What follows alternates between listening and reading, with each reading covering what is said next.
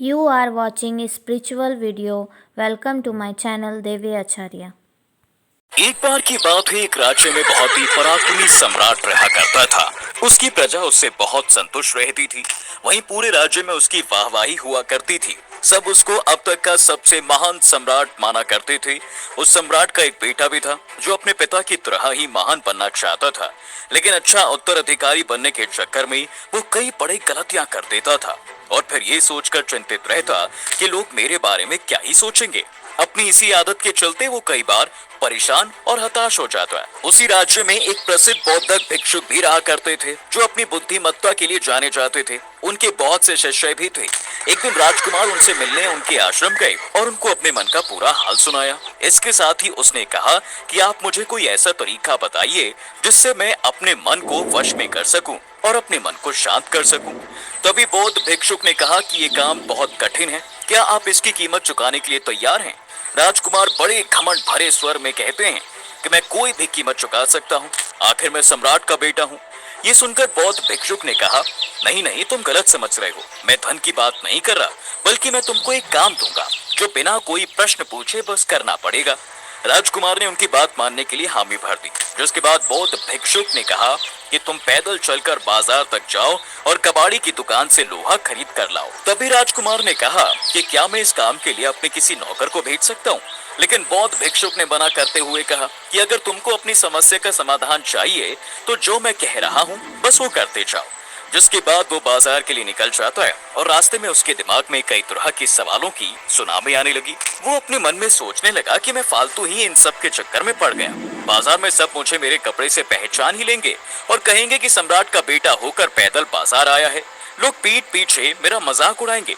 ये सब सोचते सोचते खैर वो कबाड़ी की दुकान तक पहुंचा और वहां जल्दी जल्दी घबराहट के साथ लोहा खरीदने लगा। लोहा बहुत गंदा था जिससे उसके कपड़े गंदे हो गए। अब वो तो और भी परेशान हो गया कि लोग क्या सोचेंगे। जिसके बाद उसने अपने कदमों की रफ्तार बढ़ाई और जल्दी से बौद्ध भिक्षुक के पास पहुंच गया। वो उसकी घबराई हुई हालत देखकर मुस्कुराए और फिर बोले कि अब तुम इसे लेकर शहर के दूसरे कोने पर जाओ। वहाँ एक लोहार की दुकान है, वहाँ तुम्हें इस लोहे को पिघलाकर एक लोहे की तलवार बनानी है।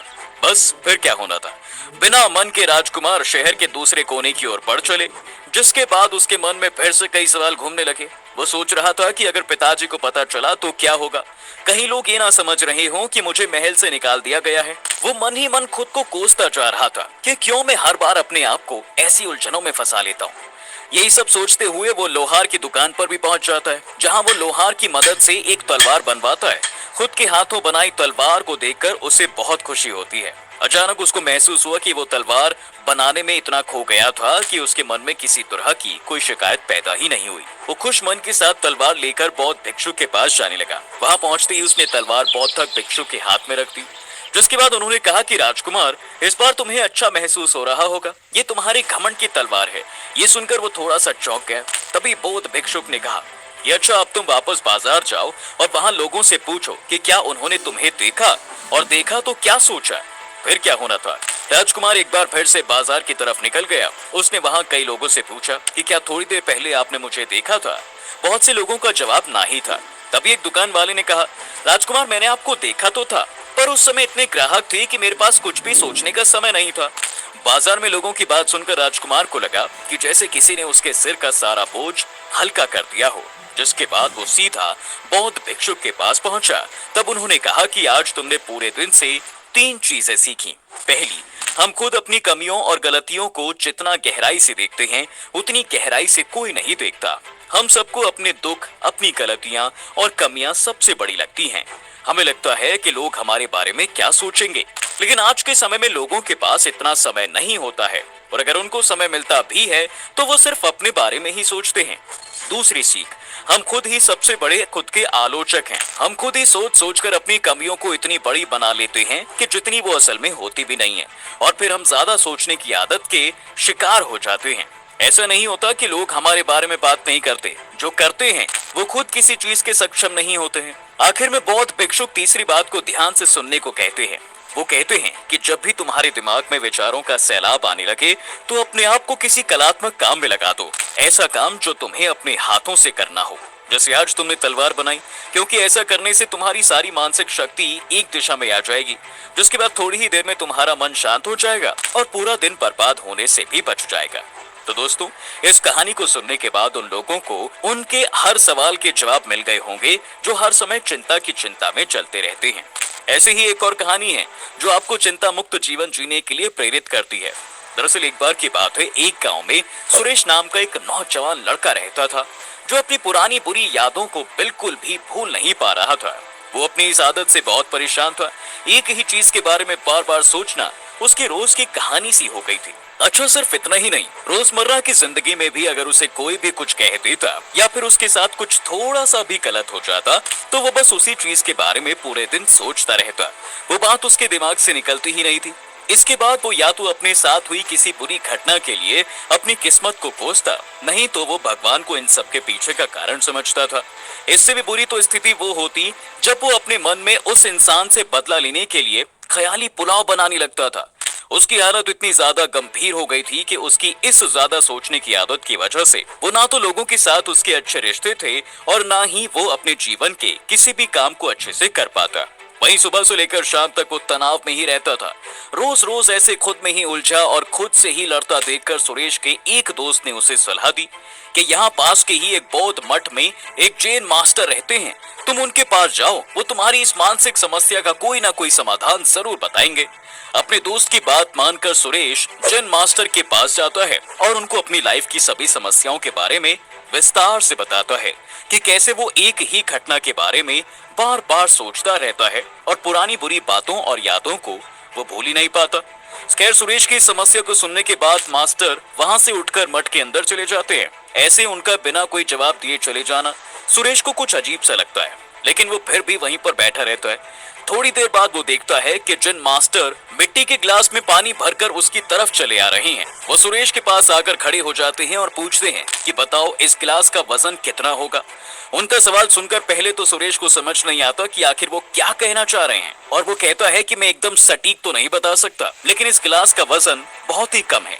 सुरेश के मुंह से जवाब सुनते ही मास्टर ने गंभीर होकर कहा, मेरा प्रश्न ये है कि अगर मैं इस गिलास को थोड़ी देर तक ऐसे ही पकड़कर खड़ा रहूंगा तो क्या होगा।